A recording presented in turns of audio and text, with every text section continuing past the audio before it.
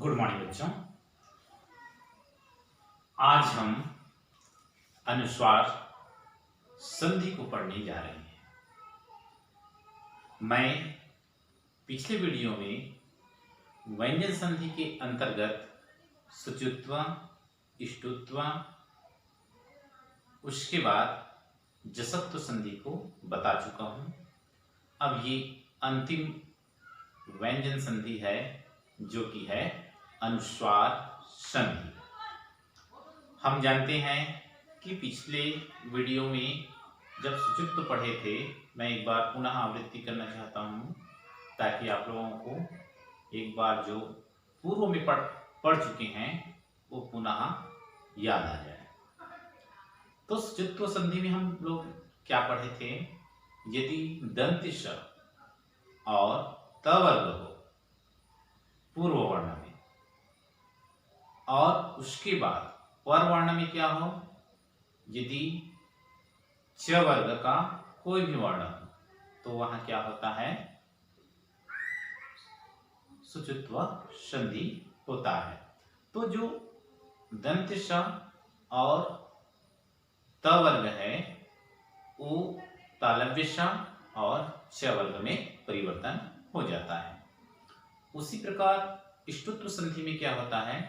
जब स अर्थात दंत श और त वर्ग हो पूर्व वर्ण में और उत्तर वर्ण में यदि श हो या फिर ट वर्ग हो, तो जो त वर्ग है, दंत श और त वर्ग है, वो मूर्धन्य श और ट वर्ग में परिवर्तन हो जाता है।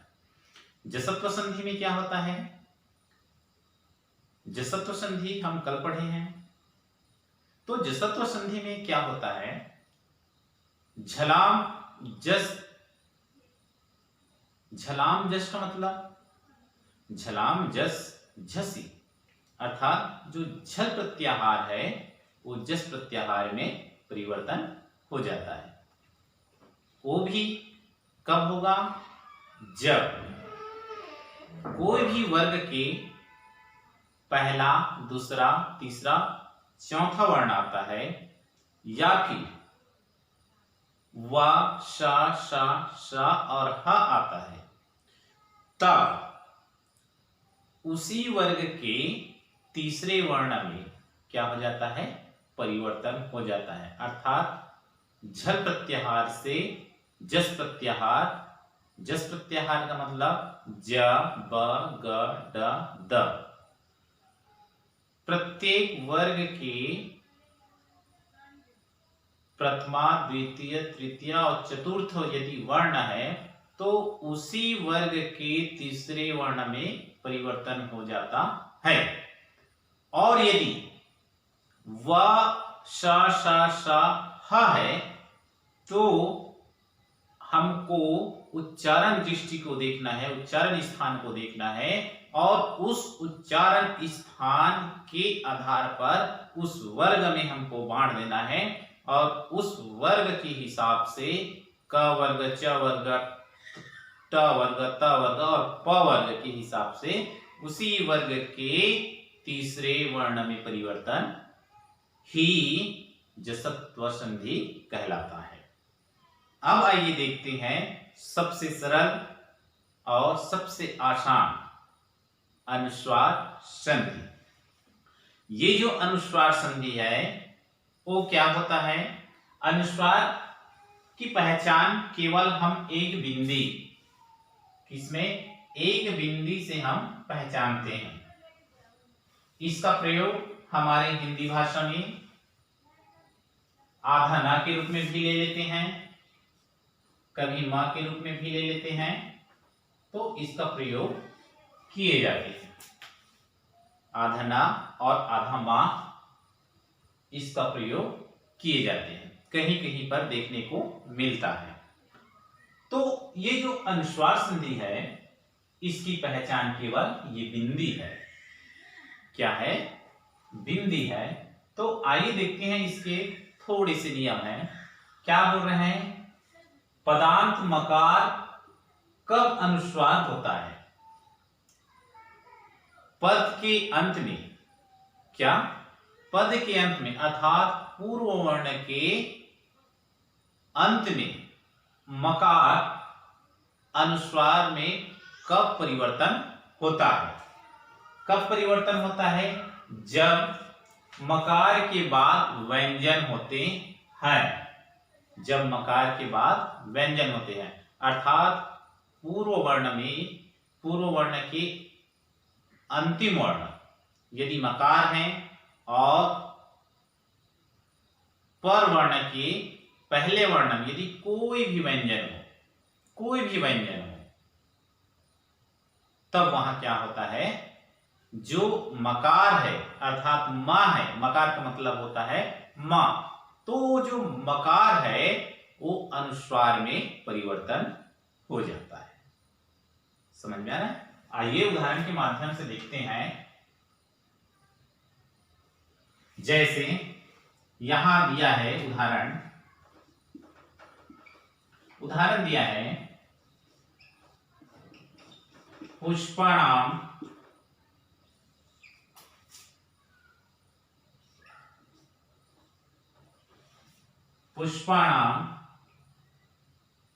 विकासा।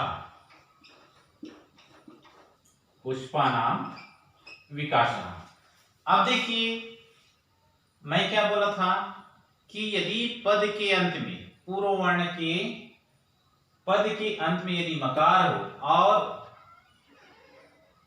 पर वर्ण के प्रथम वर्ण में क्या हो? कोई भी व्यंजन हो, तो कोई भी व्यंजन, यहां व व्यंजन है और यहां क्या है? मकार है। तो यदि पद के अंत में मकार हो और उसके पहले उसके बाद यदि कोई भी व्यंजन हो, तो ये जो मां है वो किस में परिवर्तन हो जाएगा? अनुस्वार में परिवर्तन हो जाएगा। अर्थात जब हम इसको बनाएंगे संधि, तब ये क्या बनेगा? पुष्पा नाम विकासा। ये आप लोगों का अनुस्वार संधि ऐसे ही बनता है। एक और उदाहरण देख लेते हैं। जैसे दूसरा उदाहरण है शीघ्रम चलती। देखिए शीघ्रम चलती। अब शीघ्रम चलती हमको ये देखना है पूर्व वर्ण के अंतिम वर्ण को और पर वर्ण के पहले वर्ण। तो ये क्या हुआ? पूर्व वर्ण, और ये क्या हुआ? पर वर्ण। पूर्व वर्ण और पर वर्ण। तो देखिए पूर्व वर्ण के अंतिम वर्ण क्या है? मां है। पर वर्ण की प्रथम वर्ण क्या है? च है, अर्थात क्या है? व्यंजन है। अब देखते हैं, हमारा नियम ये बोल रहा है कि यदि पद के अंत में मकार है और उसके बाद अर्थात पर वर्ण के प्रथम वर्ण यदि व्यंजन हो, तो वहां मकार के स्थान पर अनुस्वार हो जाता है। तो यहां मकार के स्थान पर अनुस्वार हो जाएगा, तो ये क्या बन जाएगा? शीघ्रम